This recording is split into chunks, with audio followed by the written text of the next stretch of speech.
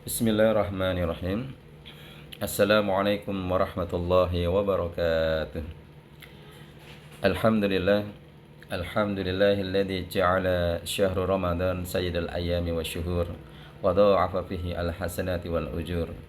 Nahmaduhu subhanahu wa ta'ala innahu huwal ghafurur syakur.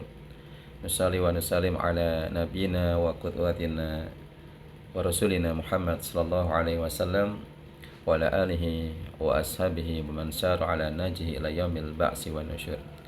Alhamdulillah jamaah kaum muslimin wal muslimat dimanapun berada, khususnya subscriber channel Sahabat Genggam Quran.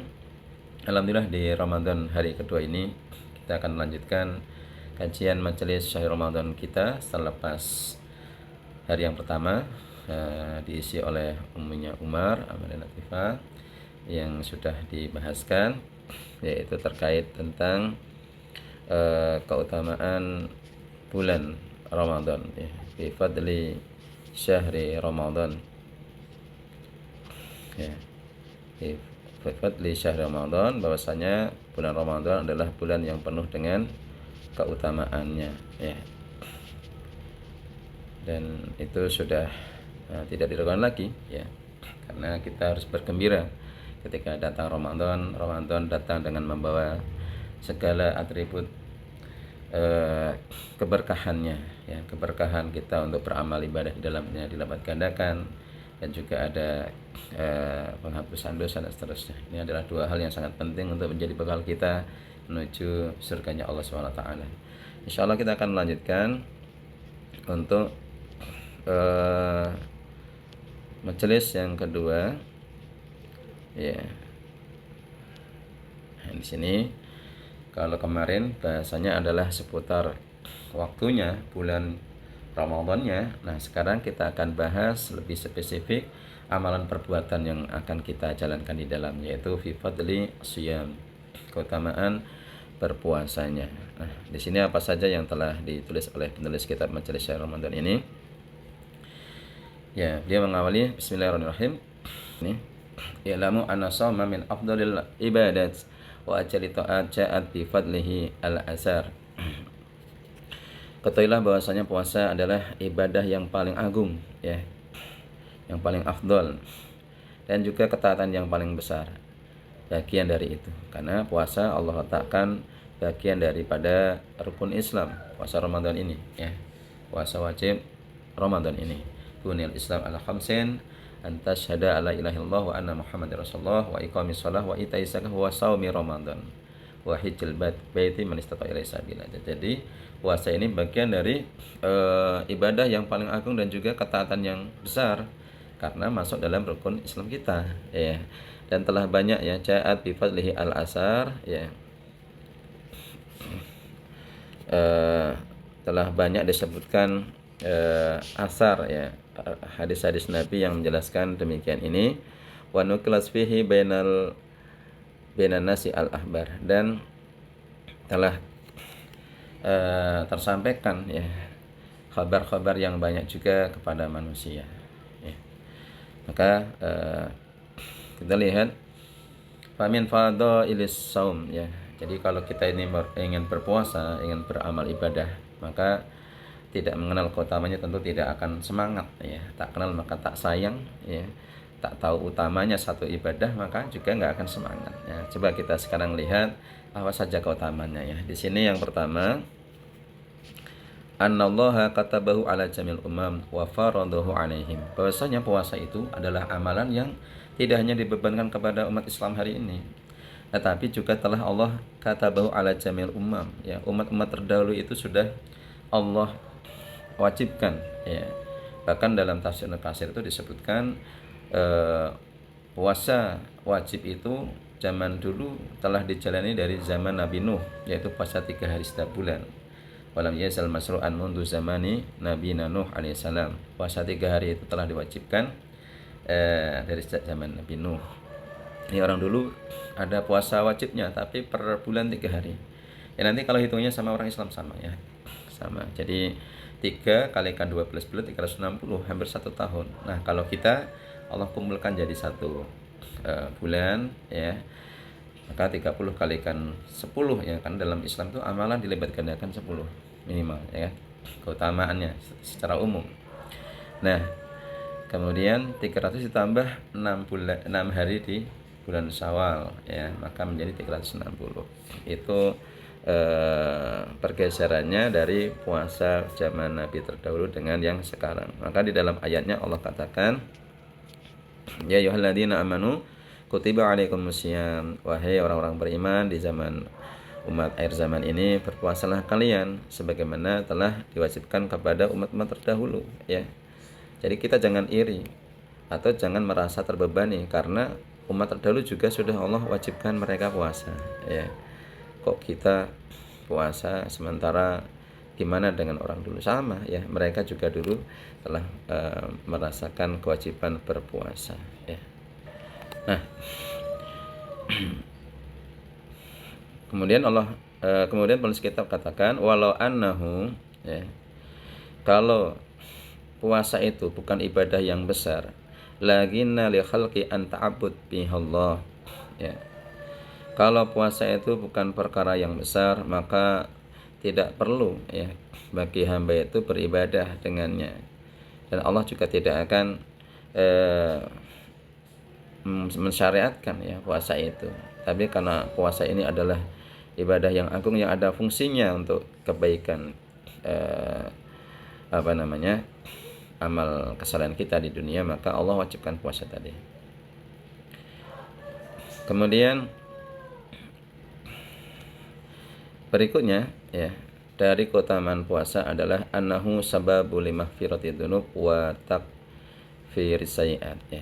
Bahwasanya puasa Ramadan itu utamanya mampu menghapuskan dosa-dosa anak Adam. Bapak Ibu sekalian dirahmati Allah, kalau Nabi Adam itu turun dari surga karena satu dosa, ya kan? Turun dari surga sebabnya satu dosa. Nah, kita ini kan pengen masuk surga, tapi masih banyak sekali membawa dosa. Maka hal yang sangat urgen bagi kehidupan kita ketika kita meninggal adalah perkara bagaimana yang bisa menyebabkan dosa itu terhapus. Maka ternyata tampilnya puasa itu bisa menghapuskan dosa, ya kan? Dikatakan di sini dalam riwayat Abu Hurairah, seorang perawi hadis dari sahabat yang paling banyak meriwayatkan hadis ya, hampir 5.000 lebih ya, di atas Ibnu Umar dan Aisyah, 5.376 atau sekitar itu ya. Sebutkan juga dalam kumpulan hadis Sahih Bukhari dan Muslim. Jadi hadis ini kuat sekali ya, tingkatannya di bawah Quran. Jadi setelah Quran itu asal kitab badal Quran adalah kitab hadis yang ditulis oleh Bukhari dan Muslim itu sama ya, meriwayatkan informasi yang sama. Kemudian di bawah Sahih Bukhari dan Muslim adalah Sahih Bukhari saja. Sesudah itu baru Sahih Muslim saja. Tapi kalau sudah Bukhari dan Muslim mengatakan A, berita yang sama ya, ini sudah sangat kuat sesudah Quran. Informasi yang disampaikan oleh Rasulullah adalah man shoma ramadanan ya, barang siapa yang berpuasa Ramadan dengan dasar iman. Ini adalah perintah Allah. Ini bagian daripada rukun Islam tadi yang keempat.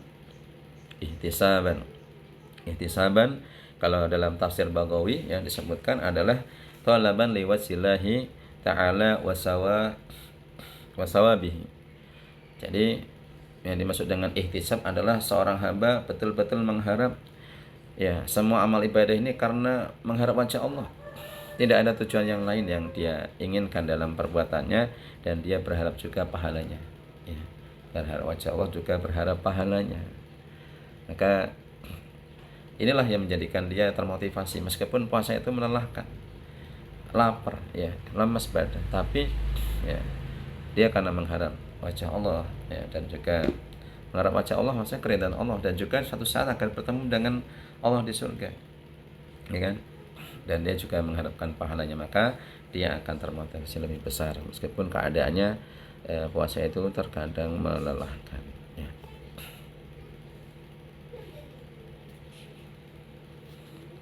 Kemudian di dalam riwayat Muslim saja. Nah, ini sekarang riwayat Sahih Muslim saja ya di sini ya.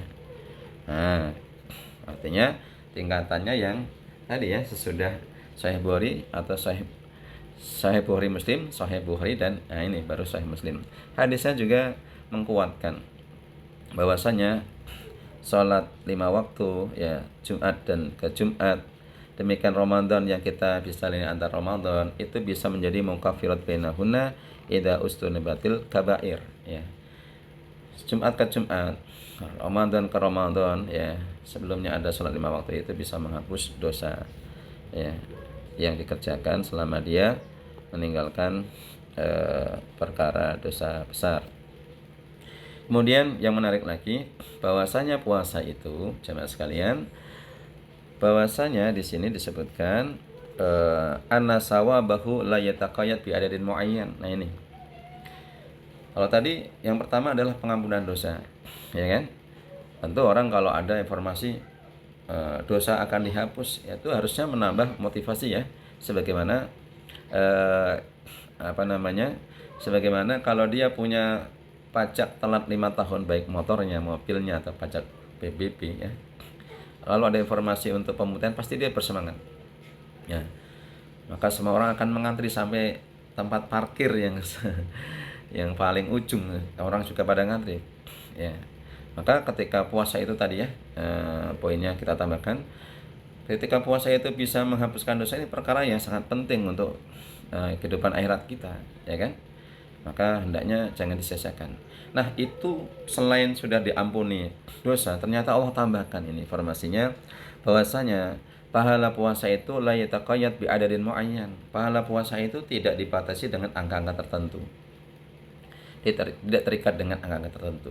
Bal yu'ti shaim ya ajruhu bighairi hisab.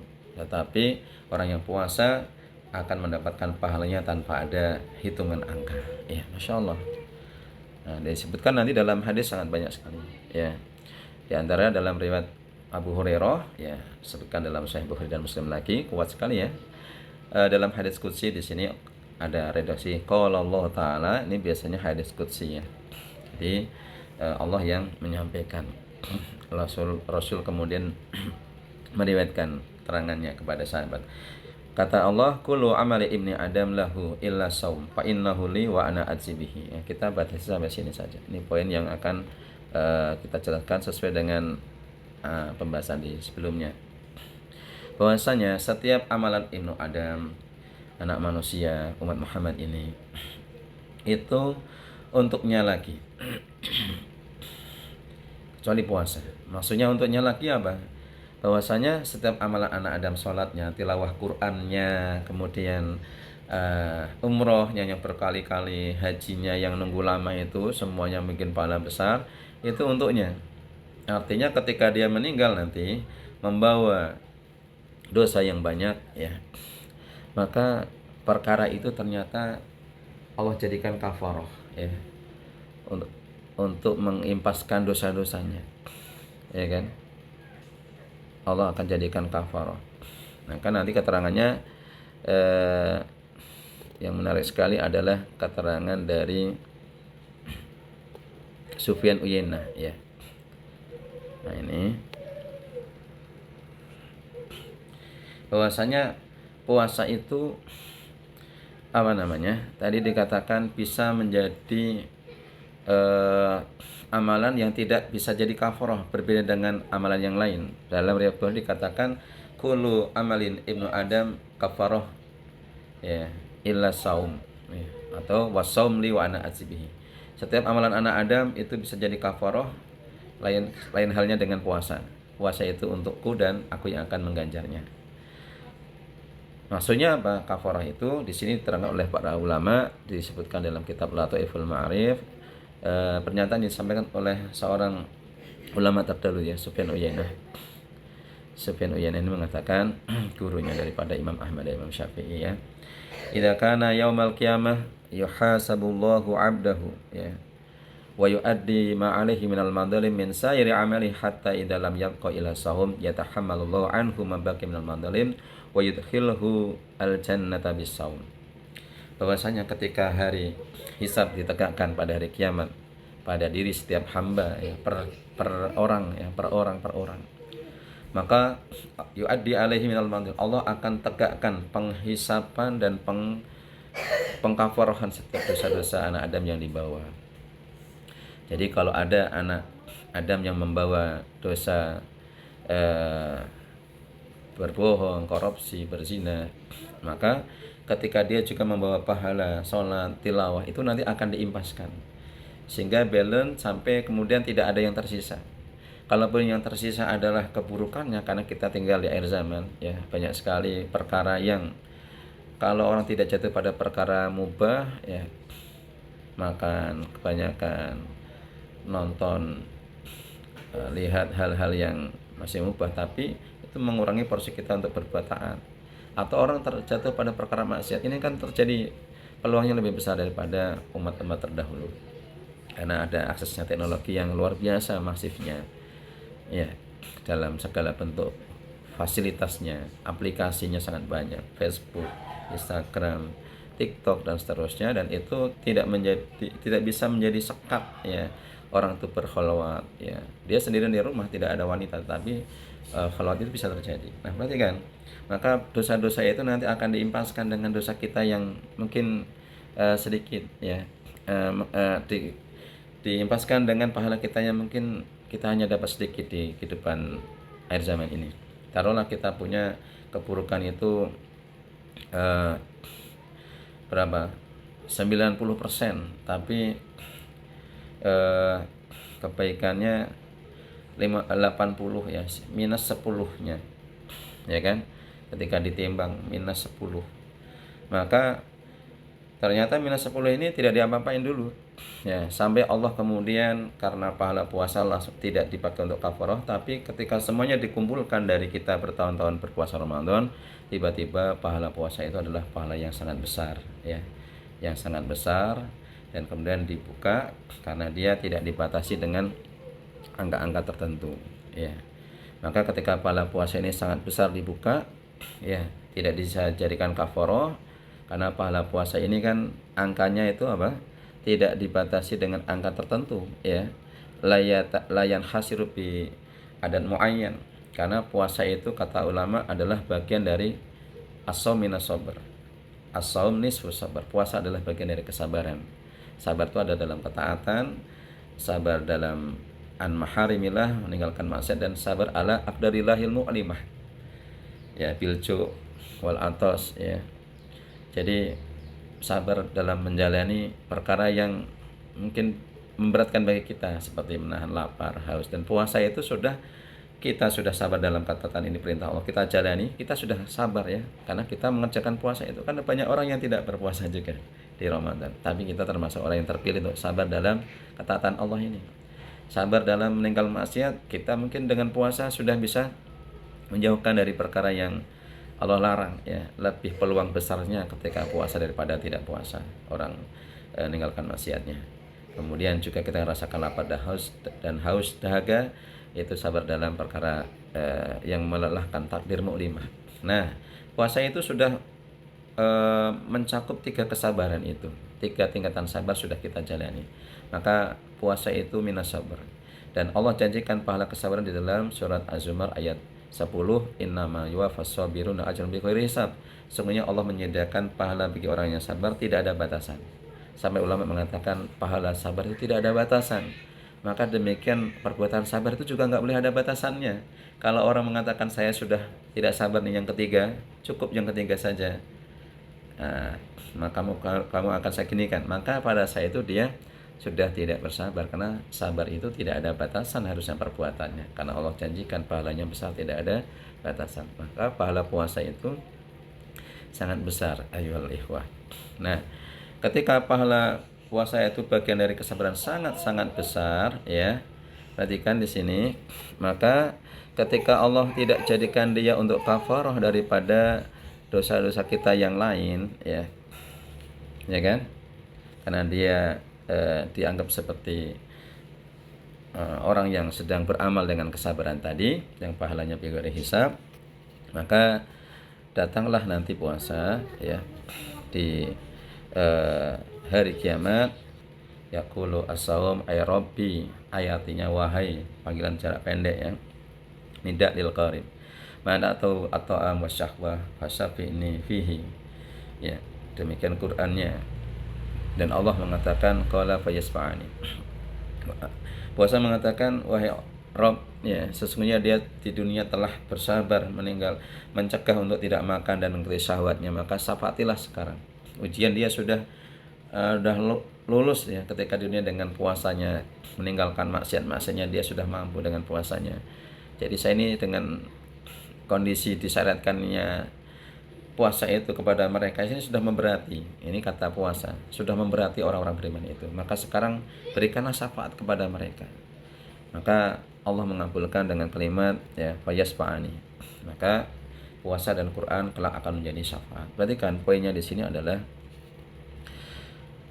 karena puasa dan Quran itu akan memberikan syafaat, maka pahalanya yang begitu besar tidak bisa menjadi kafarah dengan dosa-dosa yang lain. Maka ketika dibukakan oleh Allah, ya Allah kemudian akan memberati timbangan kebaikan kita dengan hitungan yang sangat luar biasa banyaknya. Maka orang ya akan bisa naik ke surganya, dan surganya Allah khusus bagi orang puasa pun pakai jalur khusus ya, dan disebut dengan surga Ar-Rayyan ya. Maka dia akan masuk ke dalam surga Allah yang disebut dengan Ar-Rayyan ya. La yadkhulu al-jannah min la yadkhulu al-jannata min babir Rayyan. Sungguh dia akan memasuki pintu surga yang namanya Ar-Rayyan, alladzi la yadkhuluhu ahadun ghairuhum, yang tidak akan memasuki surga itu orang yang lain ya kecuali orang yang berpuasa. Ini jalur khusus istimewa ya, jalur VIP bagi orang yang berpuasa, dia akan masuk ke dalam surga Ar-Rayyan ya. Demikian yang bisa kita sampaikan pada kesempatan hari ini. Intinya fadilah puasa adalah sangat besar. Allah tadi ya hapuskan dosa-dosa ketika seorang itu berpuasa, dan juga yang kedua Allah besarkan pahalanya. Maka ketika dua-duanya dia dapatkan di akhirat, pahalanya hilang ya, maka ketika ditimbang pahala itu sudah tidak dosa itu sudah tidak bisa memberati dari keburukannya ya. Kemudian ternyata pahala yang besar dalam bentuk syafaat itu juga memberati, maka dia akan Allah masukkan ke dalam surga. Ini adalah perkara yang sangat penting untuk kehidupan akhirat kita, surga kita. Ketika pahala itu bisa dihilangkan, ketika dosa itu bisa dihilangkan, pahala itu bisa Allah tambahkan dengan hitungan yang sangat besar. Masya Allah ya. Maka kita hendaknya berpuasa dengan sebaik-baiknya tahun ini, dengan tetap memahami ilmu-ilmunya. Demikian, subhanakallahumma rabbana wa bihamdika asyhadu an la ilaha illa anta astaghfiruka wa atubu ilaik. Assalamualaikum warahmatullahi wabarakatuh.